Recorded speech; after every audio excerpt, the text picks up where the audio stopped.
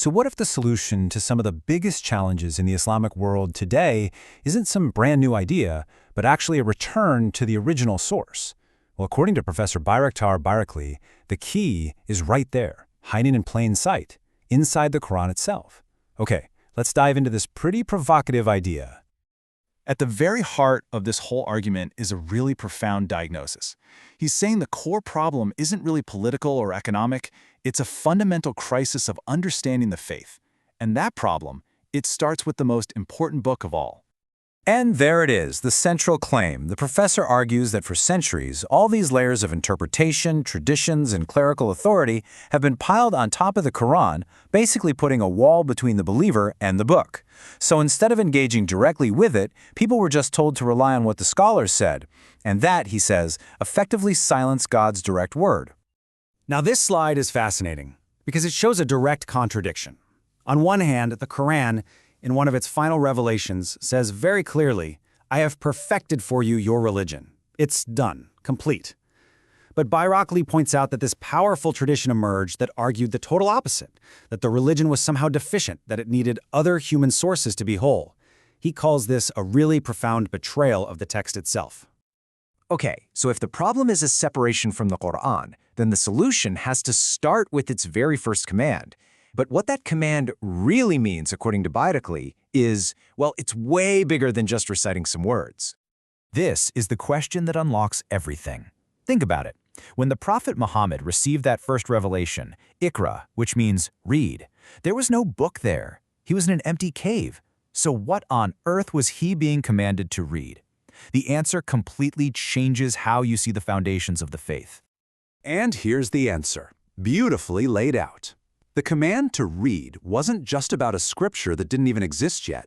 It was a command to investigate three huge interconnected books. First, the book of nature, the universe and all its laws. Second, the book of humanity, us, our biology, how we're made. And then third, the book of Revelation, the Quran. It was this divine mandate for a huge scientific and humanistic inquiry. So the takeaway is massive. The very first principle of the faith isn't just about blind belief or rituals. It's the pursuit of knowledge. The message in that cave was that all the problems of society, ignorance, injustice, you name it, they're meant to be solved through learning and understanding.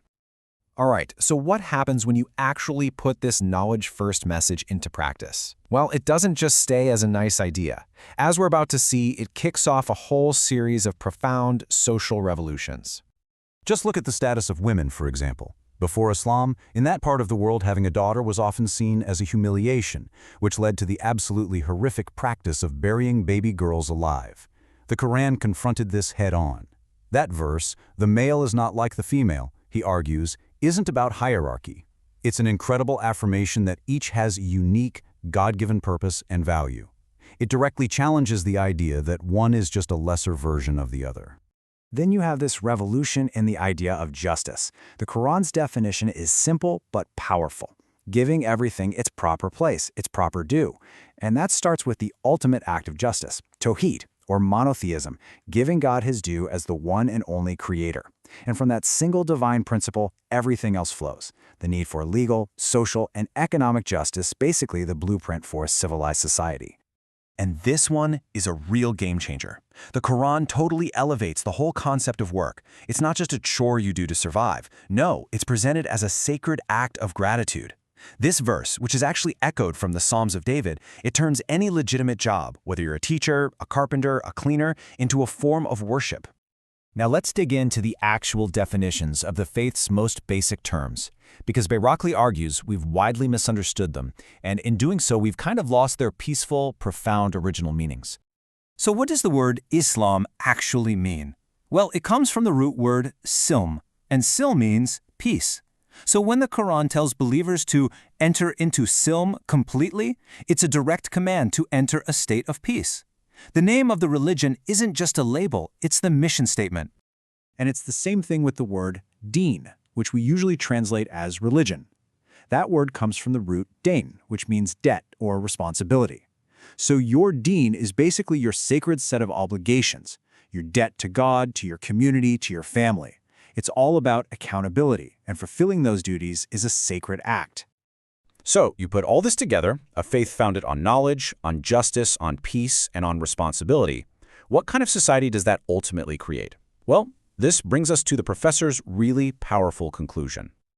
Using this incredibly vivid metaphor, Bayrakli gives his final diagnosis. He says, after all the analysis, if you put the modern Islamic world into a spiritual MRI machine, the tumor it would reveal is a profound lack of love. Love between people, between communities. You get the idea.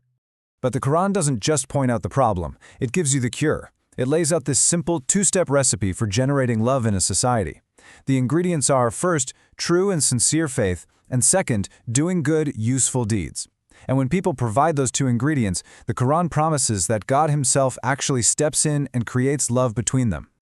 And that leaves us with the final, unavoidable question. If this divine recipe for a peaceful, just, and loving society is sitting right there in the text, grounded in knowledge and good actions, what ingredient are we missing today? It's a question that really challenges people to look past all the complex stuff and look inward, back to the very source of their faith.